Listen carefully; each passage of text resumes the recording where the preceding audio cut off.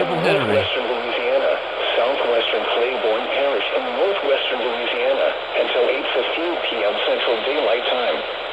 At 7:32 p.m. Central Daylight Time, a severe thunderstorm was located near Gippsland, or 10 miles east of London, moving east at 25 miles per hour. Hazard, 60 miles per hour wind gusts and half-dollar size hail. Source, radar indicated. Impact, hail damage to vehicles is expected. Expect wind damage to roofs, siding, and trees.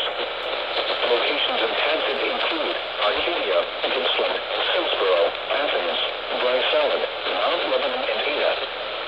Seek shelter inside a well-built structure and stay away from windows. The storm is capable of producing damaging winds and large hail.